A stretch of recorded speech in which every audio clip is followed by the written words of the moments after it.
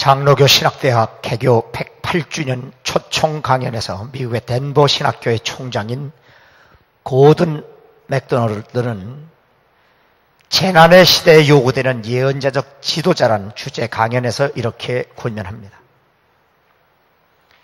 재난의 시대에 요구되는 예언자적 지도자는 먼저 위대한 진단자가 되어야 한다.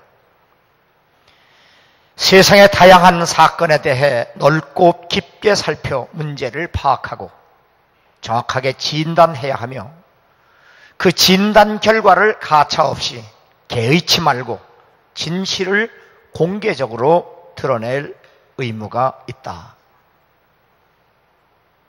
그리고 환자가 병원에 가면 의사에게 정확한 진단이 돼야 처방이 되죠. 신앙의 세계도 마찬가지입니다.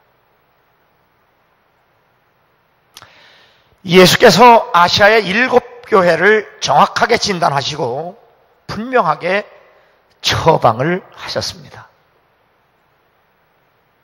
사도 바울은 고린도 교회를 향하여 자기 자신의 믿음을 그렇게 정확하게 진단해보라고 권면합니다. 너희는 믿음 안에 있는가? 너희 자신을 시험하고 너희 자신을 확증하라.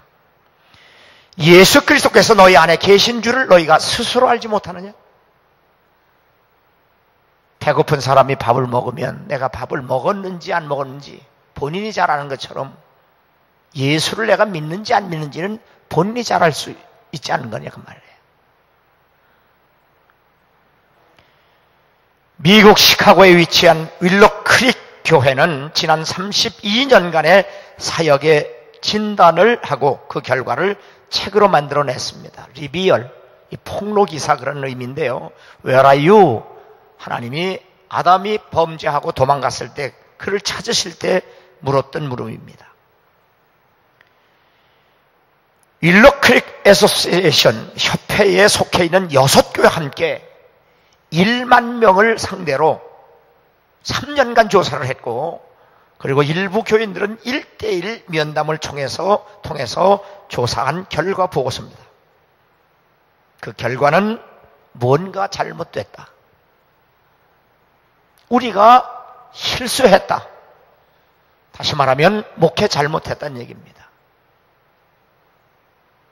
한국교회가 그 교회가 성장이 멈춘 이때에 엄청나게 성장했다고 한국 교회들은 그 교회를 입에 침이 마르도록 자랑을 하고 지상교회에서 배울 만한 본받을 만한 교회는 그 교회밖에 없다고 할 만큼 칭찬을 했는데 정작 그 교회 자체는 자기들 교회를 진단한 후에 잘못됐다.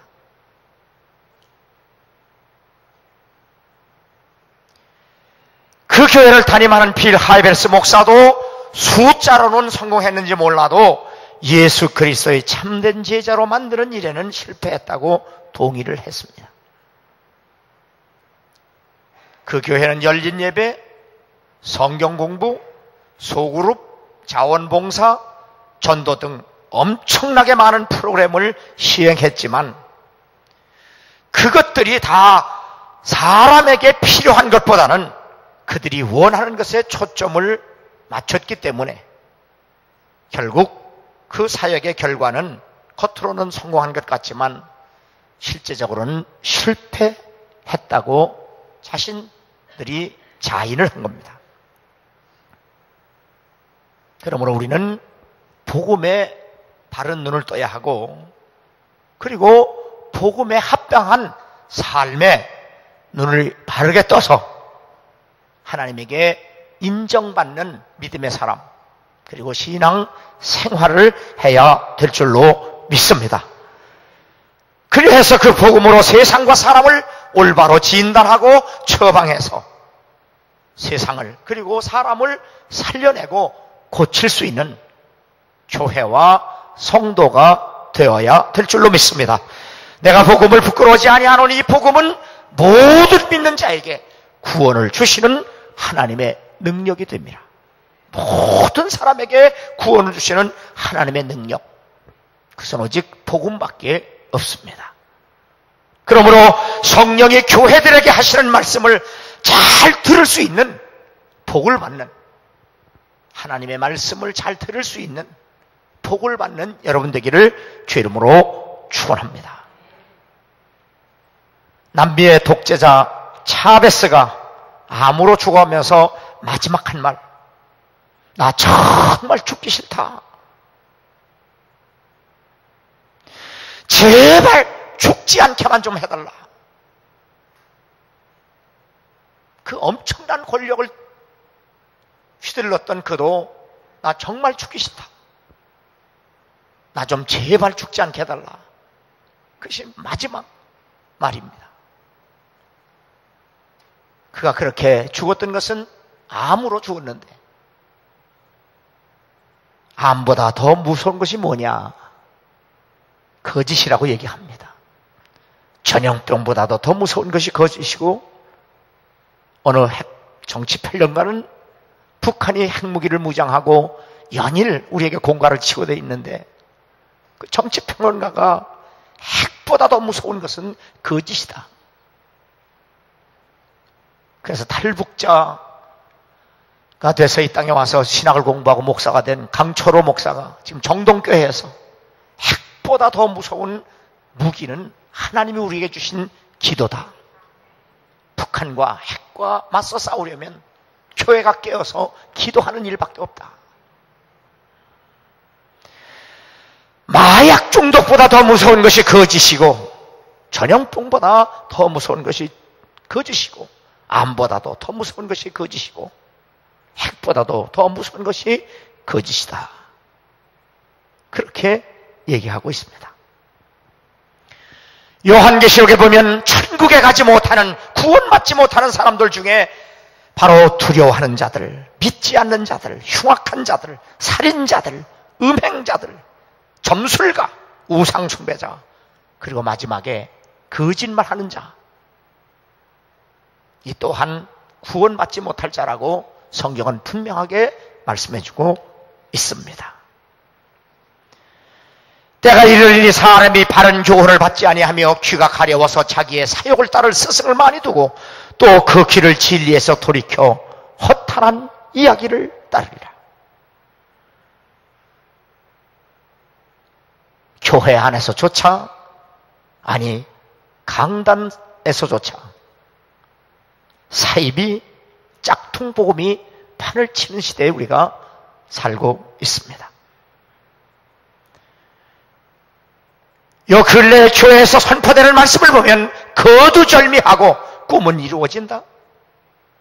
꿈꾸는 자에게는 기적이 일어난다.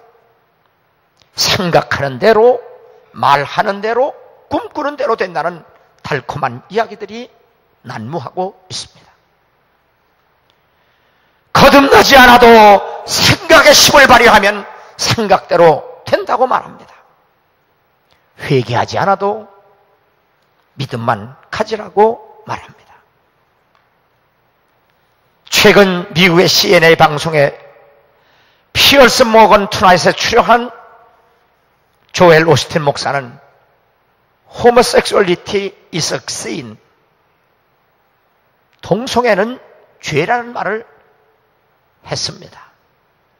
지금까지 그런 설교나 글이나 인터뷰에서 한 번도 죄에 대해서 말해 본 적이 없기 때문에 워싱턴 포스트지나 주요 일간지들 그리고 크리스천 포스트 등 교계 신문들은 그가 그렇게 동성애가 죄라는 발언 때문에 그가 지금까지 전해왔던 메시지와 대조를 이룬다며 놀라움을 표시했습니다. 조엘 오스틴은 죄와 고난의 메시지보다는 번영과 축복만을 전한다는 비판을 받아왔습니다. 그가 그 방송에서 한 말은 나는 동성애자들을 차별하고 그들을 끔찍한 사람들로 말하지 않지만 성경은 동성애가 죄악임을 보여주고 있습니다. 무슨 얘기인지 아세요? 성경은 동성애가 죄라고 말하지만 나는 그것을 죄라고 말하지 않는 사람입니다. 그런 얘기입니다. 우리 감리교회 존 웨슬리 목사는 바이블 비것, 나는 성경의 고집불통전이다. 아무리 적은 일이라도 성경이 하지 말라면 하지 말고 성경이 하라면 한다.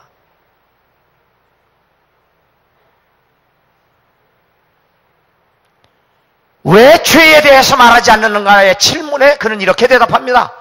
죄보다는 우리가 어떤 선한 선택을 하고 결단해야 하는지에 대해서 나는 말한다.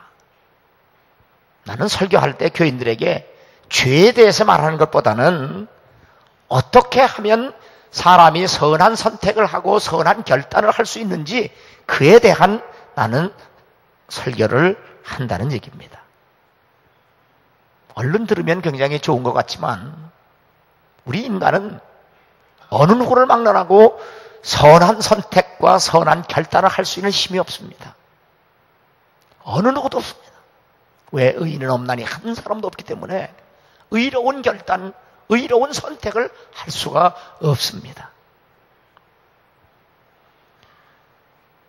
그래서 설교는 죄를 지적하고 그 죄를 회개해서 용서가 되어야 하나님의 은혜가 와서 우리가 선한 선택과 바른 선택을 할 수 있도록 우리의 믿음과 함께 하나님의 은혜가 역사돼서 그렇게 결단하고 그렇게 살아갈 수 있는 겁니다.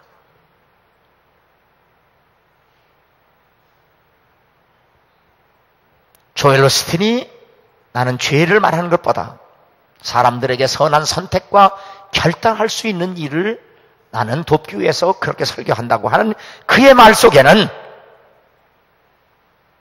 인간을 죄와 사망에서 구원하시기 위해 육신이 되어 이 땅에 오셔서 십자가에 죽기까지 한 예수 그리스도를 부인하는 행위임을 우리는 분명히 알아야 합니다. 죄는 죄입니다. 그리고 회개가 전제되어야 하고 예수 그리스도를 믿는 믿음으로 살아야 합니다. 그래야 우리가 바른 결단 그리고 의로운 선택을 할 수가 있습니다. 그 믿음도 어떤 원리와 단계를 밟아 올라가는 것이 아니라 예수 그리스도를 믿는 믿음입니다. 조엘 오스틴은 번영 복음만을 전한다는 비판에 대해서 이렇게 해명합니다. 나는 사람들에게 하나님께서 사람들이 어려움에 처한 것보다는 복받기를 원하신다고 말하는 것을 더 좋아한다. 하나님은 사람들이 어려움에 처해 있는 것보다 하나님은 복받는 것을 더 좋아하신다는 얘기예요. 하나님은 우리들의 삶의 위대한 것들을 계획해 놓고 계시다는 것, 그것이 내가 성경에서 본 것이며 믿고 있는 것이다.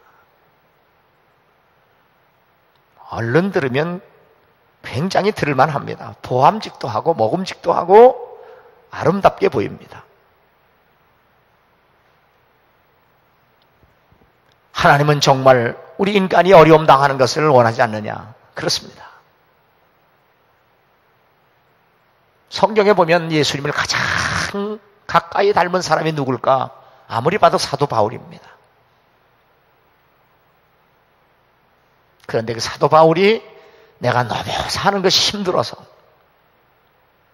내가 사는 것이 너무 고달파서 정말 죽을 지경이다. 살 소망도 끊어지고 마음의 사연 선고를 받았다. 내가 예수님을 이렇게 잘 믿고 내가 죽도록 충성하는데 왜 내게 이런 어려움이 왔을까? 사도 바울은 그 일에 대해서 원망하지 않습니다. 오히려 감사합니다. 오히려 기뻐했습니다. 왜 그럴까? 하나님은 바로 자기 자신에게 죽은 자를 살리시는 하나님만 의지하라고 하나님이 내게 그러한 은혜를 주시기 위해서 그 어려움에 처하게 하셨다. 그렇게 해석을 합니다. 그게 진리입니다. 그런데 조엘 오스틴은 바로 하나님은 우리 인간이 그렇게 어려움 당하는 걸 원치 않고 그냥 복만 주시는 것을 좋아하시는 하나님이기 때문에 나는 그렇게 얘기한다는 것은 가짜입니다.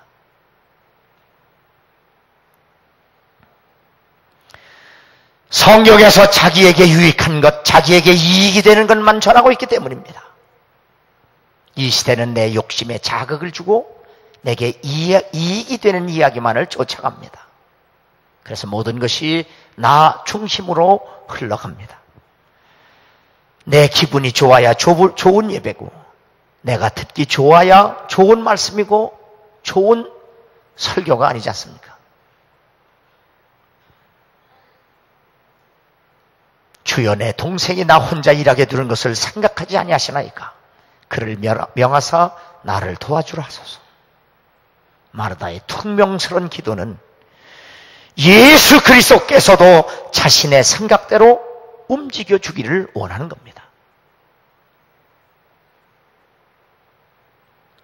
세상이 자기 중심으로 돌아가기를 원합니다. 그러나 성경을 아무리 보아도 성경에는 나 중심이라는 말씀은 그 어느 곳에서도 찾아보기 어렵습니다. 월터 카이저라고 하는 고든 코넬 신학교 교수는 건강, 번영의 메시지는 사이비 복음입니다. 그것은 성경과 교회와 성령의 역사로부터 지지를 받을 수 없다.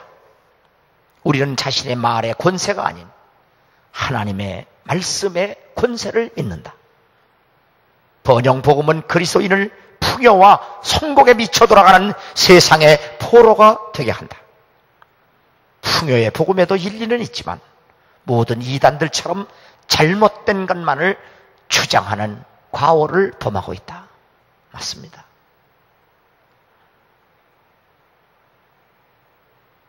우리는 결코 보암직도 하고 먹음직도 한 가짜 복음에 속지 않는, 그리고 하나님의 말씀을 분별할 줄 아는, 들을 수 있는 귀, 은혜와 복을 받는 여러분 되기를 주 이름으로 축원합니다. 오늘 성경 23절에 모든 사람이 죄를 범하였음에 하나님의 영광에 이르지 못한다. 진짜 복음은 단 한 번도 인간에게 할 수 있다고 해본 적이 없습니다.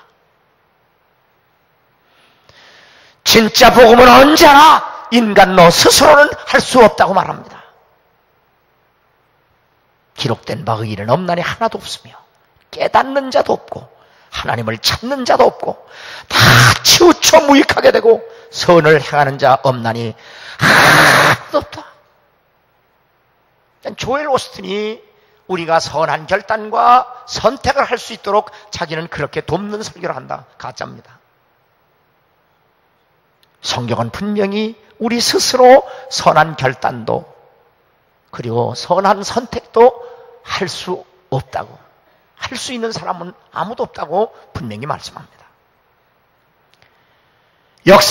역사학자 아놀드 토인비는 사도 바울이 탄배가 지중해에 뜨면 구라파가 흔들렸다고 평가했습니다. 아놀드 토인비는 그리스도인이 아닌데도 사도 바울에 대해서 그렇게 좋게 평가를 했습니다. 그러나 바울 자신은 자신을 그렇게 위대하다고, 그렇게 영향력 있는 사람이라고 단 한 번도 말한 적이 없습니다. 그리스도께서 죄인을 구원하시려고 세상에 임하셨다 하였도다. 죄인 중에 내가 괴순이라. 예수가 이 땅에 왜 오셨느냐? 죄인을 구원하러 오셨는데 나는 그렇게 영향력 있는 사람이 아니고, 나는 그렇게 의로운 사람도 아니고, 나 그렇게 잘난 사람도 아니고, 예수께서 이 땅에 오셔서 죄인을 구원하러 오셨는데 그분에게 구원받을 첫 번째 사람이 나다. 바울은 그렇게 고백을 했습니다. 내게는 우리 주 예수 그리스도의 십자가 외에 결코 자랑할 것이 없다. 세상이 미련하게 생각하고 부끄러워하는 도, 즉 십자가에서 죽으신 예수 그리스도를 증거하다가 얼마나 많은 고난과 핍박 그리고 환난과 시련, 배고픔, 매맞음, 감옥에 갇힘, 난동, 수고, 잠을 자지 못함으로 말미암아 얼마나 많은 죽음의 위협을 느꼈습니까? 그리고 실제로 그렇게 위협을 당했습니까? 오죽하면 그가 이렇게 고백을 합니다. 그리스도 안에서 우리가 바라는 것이 다만 이 세상에 살 뿐이면 모든 사람 가운데 우리가 더욱 불쌍한 자니라. 조엘 오스틴은 날마다 하나님이 여러분에게 복 주길 원합니다. 하나님은 여러분에게 위대한 계획이 있습니다. 날마다 그렇게 듣기 좋게 말합니다. 여러분이나 나나 교회 와서 기도할 때 얼마나 내게 필요한 것만 구합니까? 그러나 핵보다 더 무서운 무기 기도는 내가 원하는 것을 구하는 것이 기도가 아니고 하나님께서 보실 때 내게 필요한 것이 뭘까? 그것을 깨닫고 그것을 구해야 되는데 무지한 인간은 하나님이 내게 필요한 것을 내가 몰라요. 그렇게 무지해요. 그래서 하나님이 내게 필요한 것이 뭔지 내가 알게 해주세요. 그렇게 은혜를 구하는 것이 기도입니다. 그 신령한 기도의 무기를 아예 사용하지 않는 사람들, 사용해도 잘못 사용하는 사람들이 이게 현대 교인이 아닙니까? 그래서 주님이 재림할 때에 정말 믿음 있는 자를 보겠느냐? 그래 단식한 거예요. 그래서 오늘 일부 예배 끝나고 교인들에게 자신들이 원하는 기도하지 말고 제발 한마디의 기도를 해도 하나님 지금 내가 당장 필요한 것이 뭡니까? 깨닫게 해주세요. 그것 알고 그 뜻을 구하고 그래서 하나님에게 네 믿음대로 되라. 그 응답 받고 돌아가게 해주세요. 그 한마디만 기도하라고 그랬어요. 나도 잘 압니다, 여러분.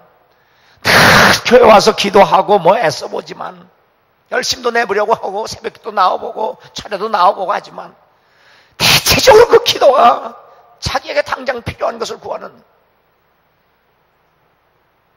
구하여도 얻지 못하면 정욕으로 잘못 구함이라. 그러니까 응답이 안 된다. 뭐 아무리 기도해봐도 안 된다.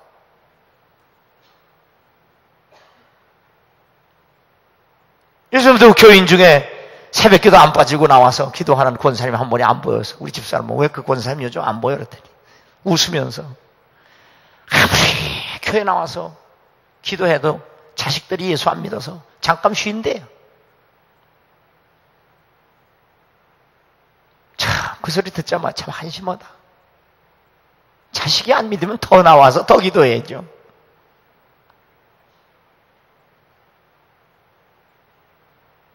내 입장에서 보면, 목사 입장에서 보면 새벽기도 철야 예배 다 참석은 했는데요. 100% 잤어요. 100% 잤다고요.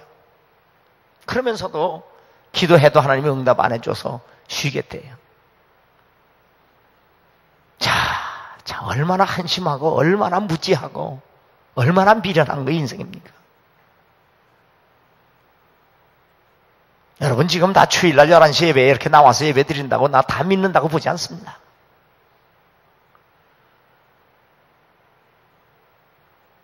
사람은 속을 것 같아도요 하나님 속지 않습니다.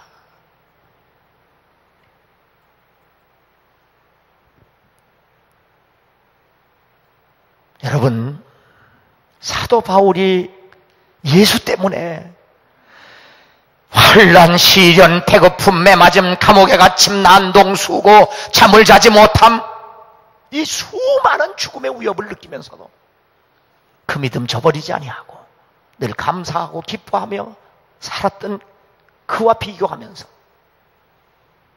내가 예수 때문에 뭘 포기했고 예수 때문에 뭘 내려놓았고 예수 때문에 내가 무슨 불이익을 당했고 예수 때문에 내가 어떤 희생을 했고 예수 때문에 내가 어떤 수고를 했는지 한 번쯤 바울과 비교하면서 생각해 보세요.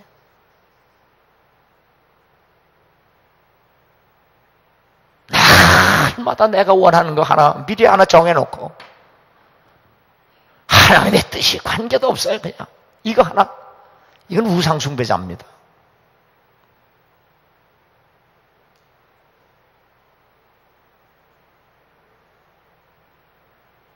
예수 그리스도께서 예배소 교회를 책망하신 말씀입니다. 너를 책망할 것이 있나니 너희 처음 사랑을 버렸느니라. 그러므로 어디서 떨어졌는지를 생각하고 회개하여 처음 행위를 가지라. 만약 그렇지 아니하고 회개하지 아니하면 내가 내게 가서 내 촛대를 그 자리에서 옮기리라. 요한계시록 나오는 예배소 교회를 잘 읽어보세요.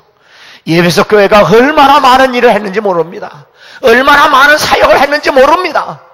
특별히 예배소 교회는 그 당시 사이비 이단과 얼마나 싸웠는지 모릅니다. 얼마나 종교 활동, 얼마나 많은 사역을 했는지 모릅니다. 주님도 인정했습니다.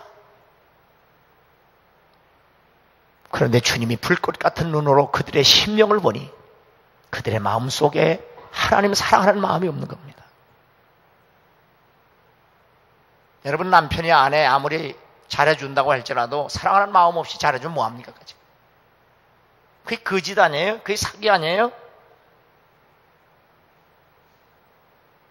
하나님 사랑하는 마음 없이 아무리 이단과 싸우면 뭐합니까? 하나님 사랑하는 마음 없이 아무리 헌금하면 뭐합니까? 하나님 사랑하는 마음 없이 아무리 예배 시간에 꼬박꼬박 앉았다 간들 무슨 소용이 있겠어요?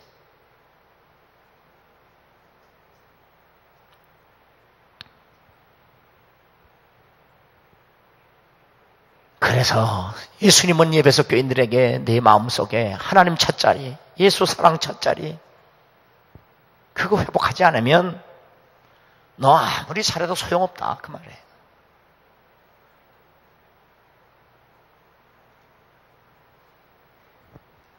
회개 없는 각성, 회개 없는 믿음, 회개 없는 사랑은 성경적이지 않습니다. 사랑하는 자를 책망하여 징계하노니 그러므로 내가 열심을 내라 회개하라. 열심도 회개가 따라야 합니다. 내 열심 작심삼일이에요. 그래서 제가 집회 나가면 늘 얘기해요. 교인들 밤에 저녁에는 은혜 받았다고 해지는 데부터 해 뜨는 데까지 벌벌 떨고 일어나서 그리고 새벽에 헤엄들어요. 그 자기 감정, 자기 의지, 자기 열심, 이거 작심삼일입니다.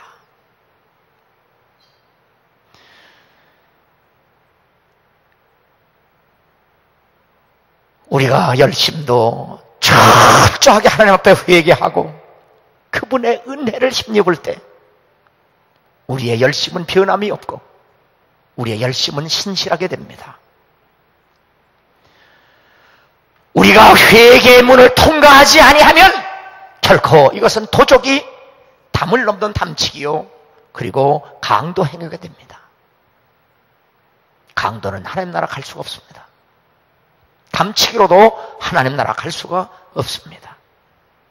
때가 찼고 하나님의 나라가 가까웠으니 회개하고 복음을 믿으라. 회개하고 복음을 믿는 것이 믿음이 진짜입니다. 가짜 복음, 다른 복음이 판을 치고 있습니다. 타락한 세상과 사람들은 가짜와 짝퉁과 사이비를 더 좋아합니다.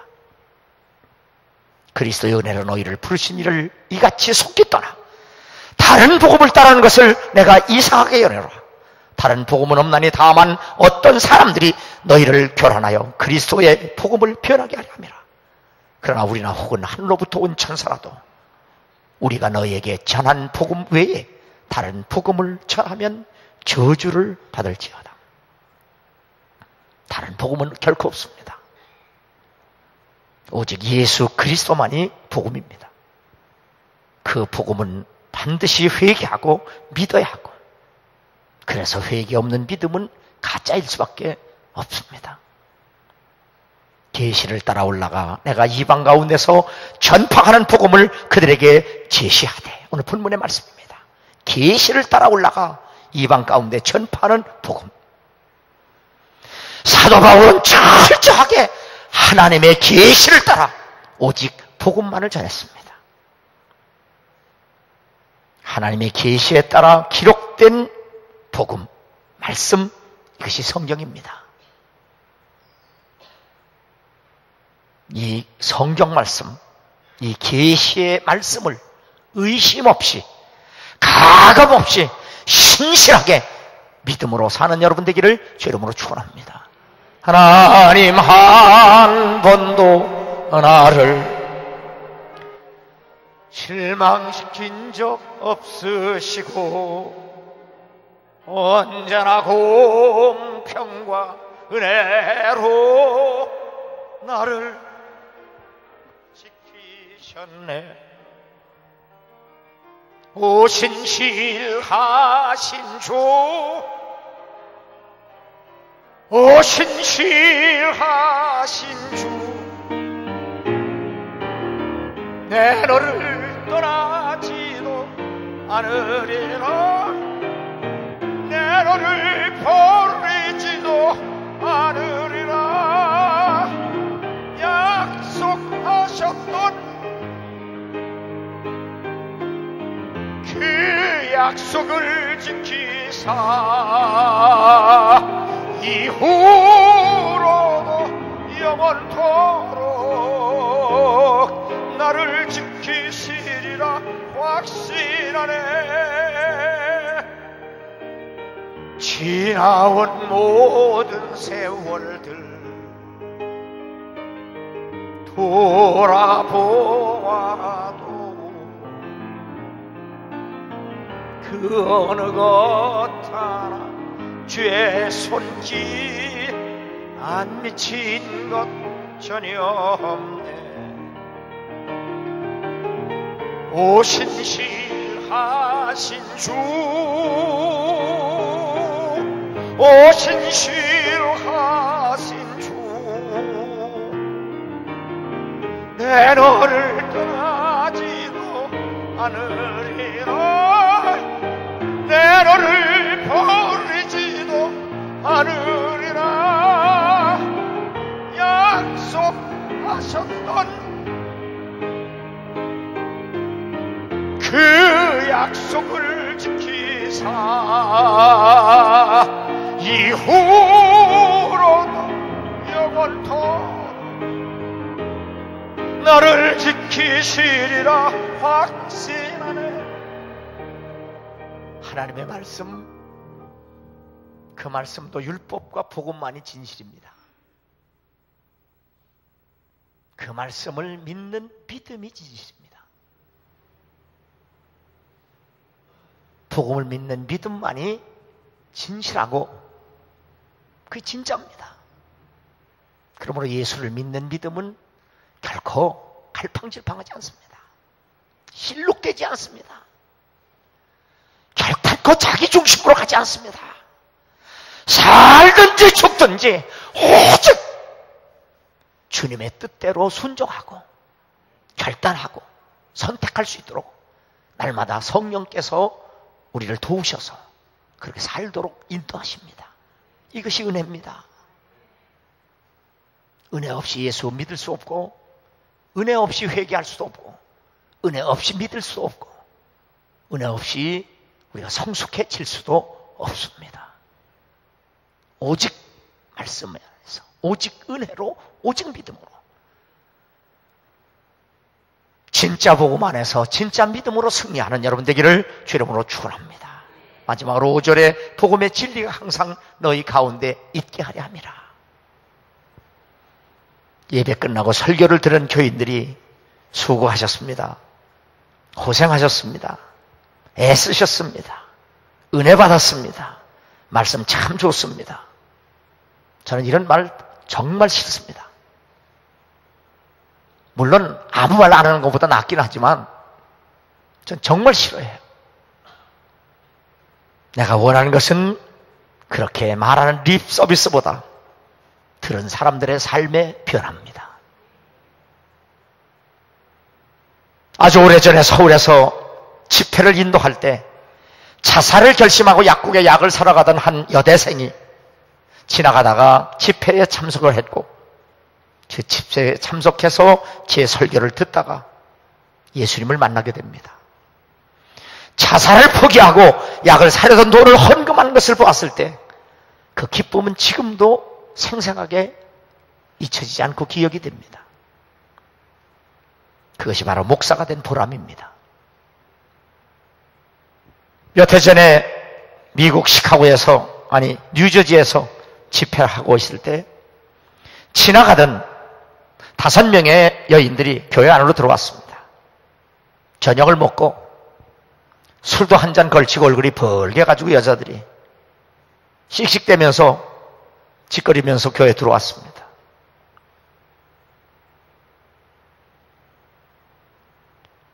설교를 듣고 집에 마치고 나갈 때 저한테 그런 얘기 했습니다. 저희들은 불교 신자인데 하도 지나가다가 교회 안에서 큰 소리가 나고 웃음소리가 나서 호기심에 들어왔다고 했습니다.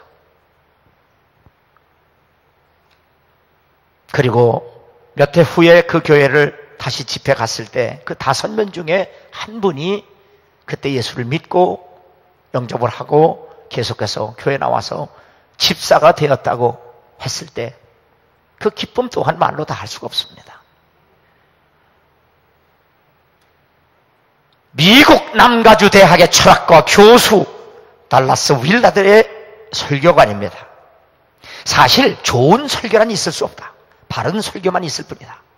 사람들은 자신들의 기대를 충족시켜줄 때 좋은 설교라고 말한다. 그러나 이런 설교는 사람들의 사고와 행동을 변화시킬 수 없다. 설교를 들은 사람들이 나는 어떻게 해야 할까? 회개하고 결단하게 해야 한다. 여러분도 그렇지 않습니까? 교회 와서 모처럼 교회 왔는데 좀 위로받으라고 교회 왔더니 목사가 깠다 그러잖아요. 그죠? 깠다는 말은 한마디로 얘기하면 내 속에 약점을 드러냈다 얘기예요. 지적했다는 얘기거든요. 왜 그렇게 했냐? 그렇게 해야나 회개하고 결단하지 않겠느냐 그 말이에요. 여러분이 원하는 얘기, 듣고 싶어하는 얘기만 한다고 할지라도 그렇게 해서는 사고나 행동이 변화되지 않는다는 거 아니에요. 사도들이 이렇게 설교합니다. 이스라엘 온 집은 확실히 알지니 너희가 십자가에 못 박은 이 예수를 하나님이 주와 그리스도가 되게 하셨느니라. 여러분, 사도들은 예수를 빌라도가 죽였다고 설교하지 않아요. 유대인이 죽였다고 그렇게 추상적으로 얘기하잖아요. 사도들은 어떻게 설교했느냐? 지금 설교를 듣는 너희들이 예수를 죽였지 않느냐?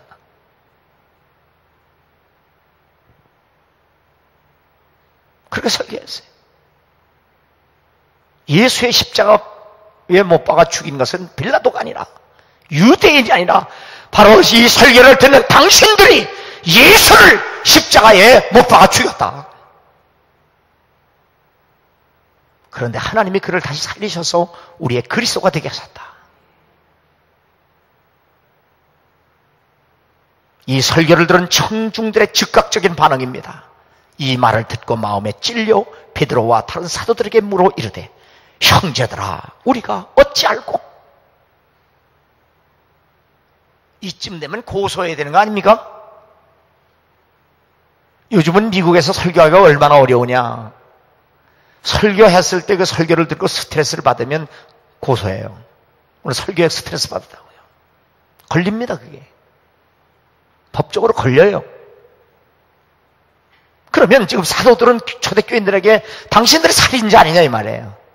그것도 하나님을 죽인 살인자다. 그런데 그 설교를 듣고 그러면 우리가 어떻게 해야 되냐? 너희가 회개하여 각각 예수 그리스도 이름으로 세례를 받고 죄 사함을 받아라. 그리하면 성령을 선물로 받으리니 이 패역한 세대에서 구원을 받아라.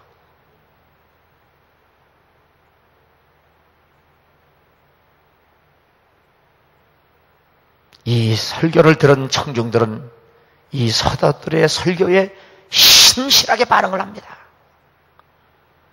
사도의 가르침을 받아 서로 교제하고 떡을 떼며 오로지 기도하기를 힘쓰니라. 오로지 기도하기를 힘쓰니라. 여러분, 예수 믿는 사람이 기도하지 않는 게 얼마나 무서운 죄인지 아세요?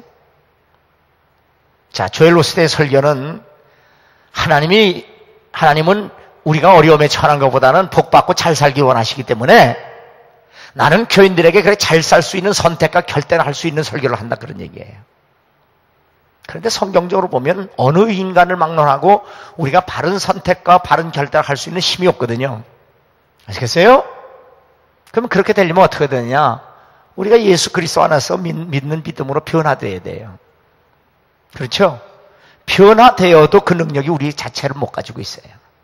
성령께서 오셔서 그렇게 결단할 수 있도록 지식도 주시고 지혜도 주시고 은사도 주시고 열매도 주셔서 그렇게 알고 그렇게 결단하고 그렇게 선택할 수 있도록 은혜를 주셔야 돼요. 그럼 은혜는 어떤 사람이 받느냐? 가만히 있는 사람이 받아요? 그 은혜의 수단이 결정적인 것이 기도예요. 그럼 기도하지 않고 신앙생활을 한다는 건 뭐예요? 내 힘으로 하겠다는 거 아니에요. 이보다 더 큰 죄가 어디 있어요? 여러분, 기도 생활이 게으른 것이 얼마나 악한 죄인지 알아야 돼요. 기도 생활 없이 신앙생활 하는 것이 얼마나 하나님을 모욕하는 일인지.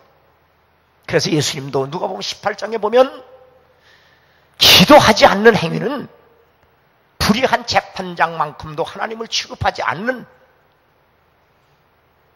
최악임을 주님이 지적한 거예요. 여러분이 예수를 믿는다고 하면 제발 기도 생활에 전념할 수 있기를 주 이름으로 축원합니다. 예수님도 대제사장의 직무를 감당하기 위해서 심한 통곡과 눈물로 기도하심으로 죽음에서 능히 구원하실 하나님의 은혜를 힘입어서 대제사장의 직무를 감당할 수 있다고 말했잖아요. 예수님이 누굽니까? 하나님이에요. 아들 하나님도 아버지 하나님에게 그렇게 기도해서 당신의 직무를 감당할 수 있었다고 하면 내 안에 의도 없고 선도 없는 인간이, 우리가 거듭나도 죄인인데 어떻게 기도 생활하지 않고 하나님 섬기지 않으면서 어떻게 신앙생활 할 수 있어요?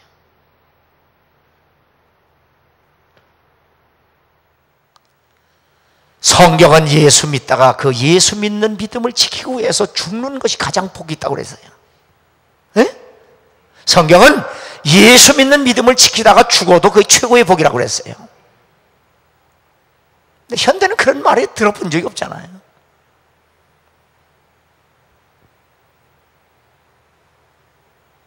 그러면서 이 데빗 프레트라고 하는 젊은 목사는 교회는 사람들이 지옥으로 가는 것을 방관하는 생각에서 깨어나야 한다.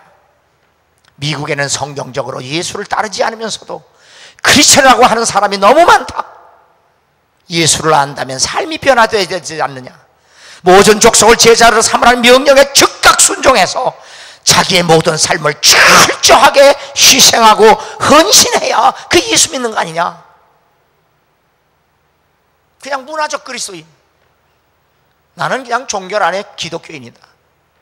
그 주일날 그냥 한번 덜렁 가서 예배 드리고 오는 거, 그것이 뭔지도 모르고 그냥 참석했다 오는 거, 구원이 뭔지, 죄가 뭔지, 회개가 뭔지, 그 하나님 나라가 뭔지, 하나님의 의가 뭔지 몰라도 된다. 난 부모님이 예수 믿었기 때문에 나도 예수 믿는 거고, 교회 가니까 나도 교회 가는 거다. 이 정도 가지고 되겠느냐 이 말이에요. 그렇게 신앙생활하면 다 지옥으로 가는데, 교회는 여전히 그렇게 지옥으로 줄 서서 가는데도 방관자 태도로 하나님은 너를 통해서 위대한 계획이 있다, 너 잘 될 거다, 너 복 받을 거다라는 소리만 외쳐대면 그것이 자살 행위 아니냐. 비판하는 비판자들의 비판은 정당합니다.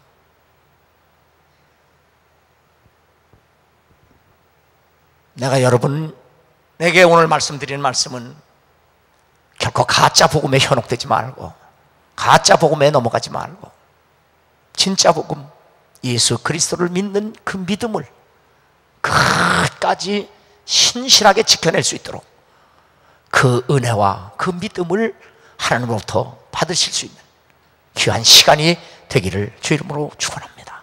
오직 말씀, 그건 오직 예수입니다. 오직 은혜에 의한, 오직 믿음을 통해서 승리하는 소명의 식구들 되기를 주 이름으로 축원합니다.